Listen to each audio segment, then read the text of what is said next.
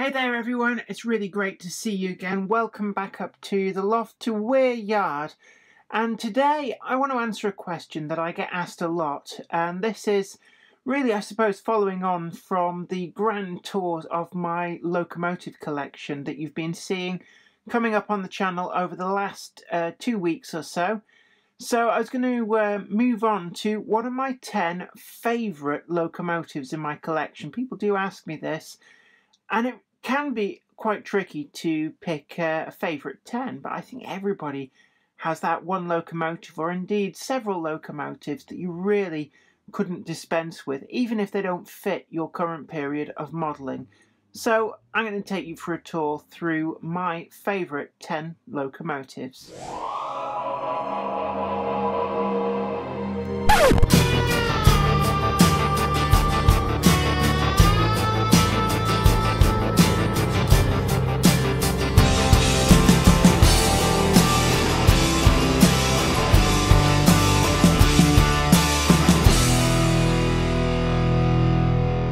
At number 10, well, you probably guessed that this was going to appear in the list, and this is the venerable Hornby XdePoll X Lancashire and Yorkshire Railway Pug. But this particular one is a firm favourite, and for me, the sole reason for this is that this was the first locomotive I bought after I got back into model railways, after a long period out of it when I'd been through university, and then moved on into the broadcasting world, working freelance at the BBC and other places. And I remember going to the previous actual incarnation of Bolton Model Mart. They used to be in a different, smaller little shop. And I just saw this in the cabinet. And there was a little voice in the back of my head that just said, you know, you don't have to ask anybody's permission. You can just buy whatever you want. You've got a good job and some disposable income. So I went in there and I bought this locomotive along with a couple of the Backman 16-ton mineral wagons to go with it. And I don't think I've ever really looked back. So there's been plenty more of these ex-L&Y pugs join the collection, but 51222 is that very first locomotive, and of course that has ensured that it has a place in my heart and also a place at number 10 in my top 10 favourite locomotives. Number 9 in my list, I had to think a little bit about this, and I do like the classes 24 and 25. And I do have quite a lot in my collection, but for me, this particular one stands out. It's 25083, and this was the first factory-weathered locomotive that Backman introduced into their range. And I can remember buying this and just falling in love with its slightly grimy charm. And it doesn't have directional controlled lighting, so I did wonder whether 25052, which I also have, which is factory weathered, but has the later 21-pin chassis and therefore has enabled me to easily fit it with DCC sound, and it also has the working lights, should have been my favourite. But a bit like the ex-L&Y Pug, sometimes the locomotive captures your heart at the time of buying, and maybe it's a period in your buying life that has particular fond memories for you. And I can remember this coming out, and it was just a good time in my life, and I bought this, and I think it in part reminds me of some of the highs of working down at BBC Manchester Oxford Road. Number 8 in my collection is a funny one, really. In a way, it kind of grew on me rather than being blinded by love at first sight, and that is the Midland Compound in the Midland livery as number 1000, as released in conjunction with Backman and the National Railway Museum. Now, I do recall at the LYDCC show, I was exhibiting at that, and there was one of the writers, stroke editors for BRM magazine, I believe, had this on their stand and was extolling its virtues. And I remember looking at it and thinking, well, you know, it's a nice enough loco, but it didn't blow me away at the time. And then subsequently, I think it was probably a good few months later, I went into the National Railway Museum, and in a way it was like looking at the model again with fresh eyes. And, you know, sometimes when you first look at a model, it doesn't quite click with you, but the second time I looked at this model, it did click. And seeing the model in the flesh at the Railway Museum in the shop, there was just something about the aesthetics of this locomotive that I really took to. And the more I run this locomotive on my collection, the more it kind of grows on me, I have to say. It's a class of locomotive that does have a beauty all to itself, and it wasn't a big seller for the National Railway Museum. Compared with some of the locomotives that they'd released before, such as the Deltac and City of Truro, this locomotive proved to be a much slower seller, it seems, judging by the manner with which some of these examples got passed on to other retailers to move on. So I think it's probably a little bit of an unsung hero in the Backman stroke NRM range, but it has grown on me. It is a faultless performer, and actually it's proved very easy to fit a Hornby TTS chip into the tender. So it just gets better and better, and for that reason, I'm going to put it into my list. For number 7, I couldn't help but want to add this into the list. It's the 57XX Pannier, and I do have this locomotive in a number of different liveries, but it's also the case that Backman have released it in some of the other slightly different liveries that the real locomotives did carry towards the end of their lives, and one of them was this Stevenson-Clark livery. I got very excited when I saw this come up for sale through the Collectors Club, and it was a locomotive that just did appeal to me. I really do have a thing for industrial grime and small, pokey little industrial shunting layouts. And my exhibition layout is Grove Street Yard. And when I saw this, it was something that I thought, you know what, I really think that will go down well on that layout. And the more I've used it, the more I've come to love this locomotive. And certainly at number 7 in my list, it's one which I still find myself turning to and liking, even when other locomotives come and go in the collection. So even though I have others in NCB livery, BR livery, and also London Transport livery, this particular one I find just keeps on coming back again and again into my mind. So for that reason, I'm quite happy to put it in at number 7. As we move to number 6 in my top 10 locomotives list, it really does show how much I love pre-grouping liveries. I really do have a soft spot for these. But this locomotive is one which again came through the Backman Collectors Club. And I suppose it just shows just how good the people at the Backman Collectors Club are at picking out locomotive liveries that really do appeal. And certainly they've got my number. This Robinson 9J, otherwise better known as an LNER J11, came out in Great Central livery. It wasn't the first locomotive that I purchased in a Great Central livery, but I think that this particular one is one of my favourites. It just has that business-like charm, and it's a faultless runner too. So I have no hesitation about putting this in at number 6. For locomotive number 5, we're going back to BR Tops Blue, and in this case, weathered and faded BR Tops Blue. As far as I know, this is the only time that Backman has put out a locomotive in a faded blue livery as opposed to just a weathered ordinary rail blue livery. And actually, I don't understand why they didn't put out more like this. And it's not just the blue that's faded. If you see, the yellow as well has that slightly washed out, sun-faded look to it. And overall, it makes up a package for a locomotive that really does look the part. It was also the first time that a Backman locomotive appeared straight from them, not just with weathering, but with additional weathering on there. So you can see the oil slick from the fuel tank as well.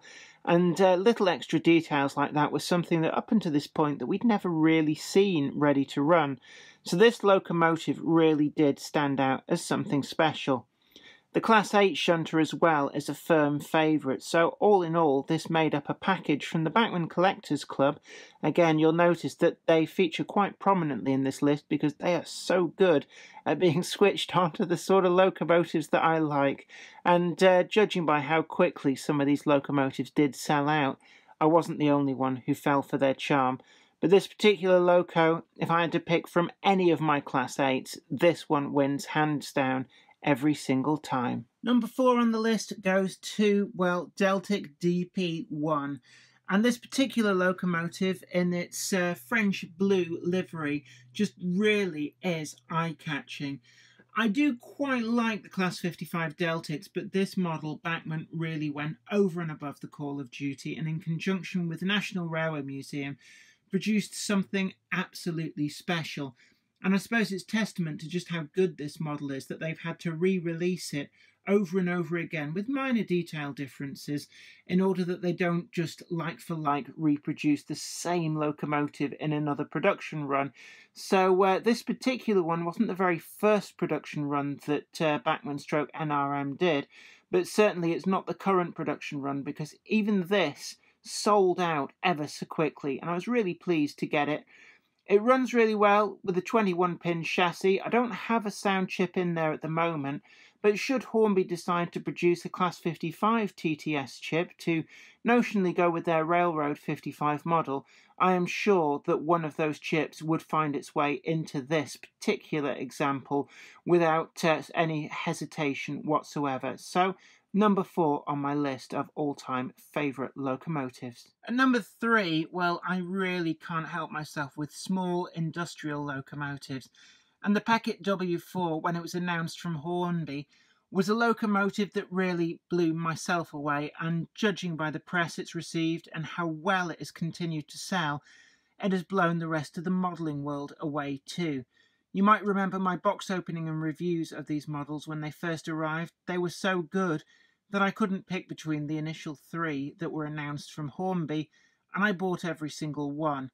But this particular one, the livery really does stand out for me.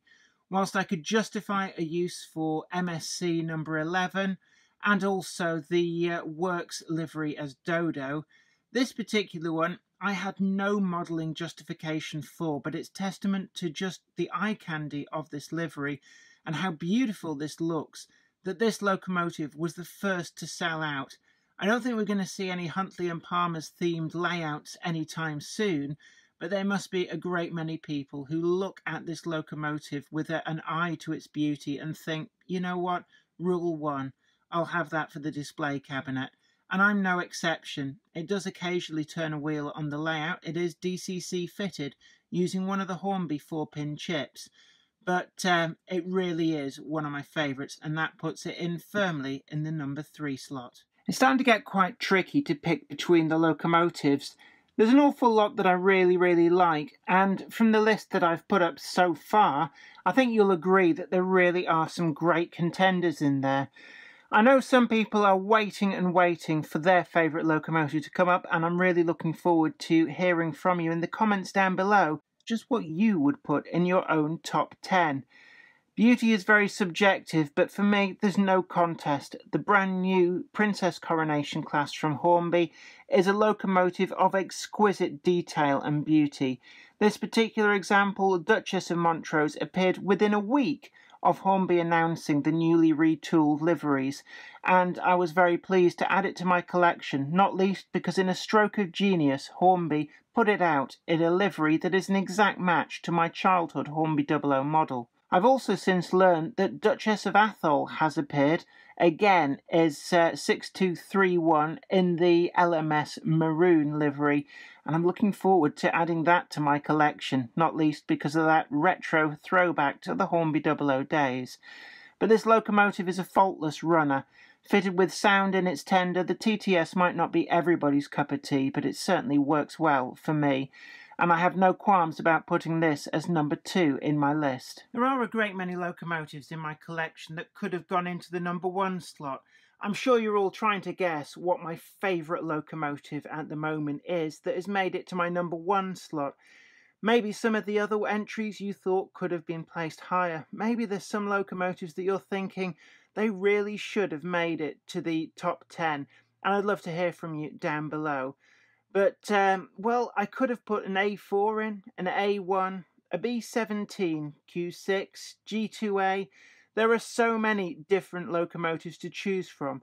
On the diesel front, I could have put in any of my peaks, 37s, 20s, 24s, 76s, 71s. The endless choice is there. There are so many good models. But for me, without question, this locomotive is my number 1 favourite at the moment. La France, the LBSC Brighton Atlantic. This really is an exquisite model from Backman. I did a full box opening and review on this when I got it. I was blown away then, and I remain blown away now. It is just a creature of such beauty, and this livery in the brown just really works for this locomotive. I have seen it for sale in later liveries, and yes, it looks nice, and at the right price second hand I would definitely pick some of them up. But for me, this locomotive really is the number one. When I heard of it and saw pictures of it in the modelling press, I just knew I had to own one. So much so that I rang up Tim at Arcadia Models and I just paid for it over the phone to ensure that I wouldn't miss out on this model. They did hang around for a bit, so perhaps I was a bit hasty on that. But if you love a model so much, then really sometimes it's best to just bag it and tag it into the collection. It is a really good runner. It's so smooth and silky on the track. It has such grace in model form that matches what its full-size counterpart would have been like. And the only thing that I would really be left wishing for with this locomotive is that Backman or Hornby, or indeed any of the other manufacturers, would consider releasing a super high-detailed version of LBSC coaches that would be a great match to go with this. We've had them for some other railway companies, most noticeably the SECR birdcage stock from Backman, which is a perfect accompaniment to their C-class. But what I really want to see is some other pre-grouping stock, most notably LBSC. The locomotives are there, but we need something for them to pull. Until then, I will invoke Rule 1 and I will just keep this thing running. I love it. I might be a BR Blue Tops modeler at heart, but as you've seen from my collection and certainly from my top 10 list, I do have a soft spot for steam locomotives. I'd love to hear from you what your top 10 would be. Leave them down in the comments below. I'm sure that people will disagree with me, they'll disagree with you, but it's all good for debate. Remember, in the world of aesthetics, there is no right and wrong. Just listen to your heart and buy what you love. Until next time, this is me, Jenny Kirk, saying I hope this video has been informative to you. Don't forget to like it, share it too, and also subscribe to the channel, and you'll be the first to know about new videos as and when they go up. And also, don't forget you can check us out over on Patreon and help support the channel to make the videos that you love to watch. But until next time, thanks again for watching. It's been great to have your company, and I'll see you again. Bye for now. Today's video has been brought to you in part thanks to the generous donation of my fans on Patreon. And an extra special huge thanks goes out to Anthony Kidson, Michael Churchwood, Bob Threeton, Alec Ralph, Anthony Hunt, William Wade, Wayne Johns, Offshore Allen, and oorail.co.uk. If you'd like to help support the show, head on over to patreon.com/Jennifer Kirk. Thank you. Today's video has been brought to you by my books, Bringing Home the Stars, Twinkle Little Star, and also you can get the complete comic collections of All Over the House, Books 1, Books 2, and also the wacky zany Life of Knobty Mouse. Thanks, and catch you later.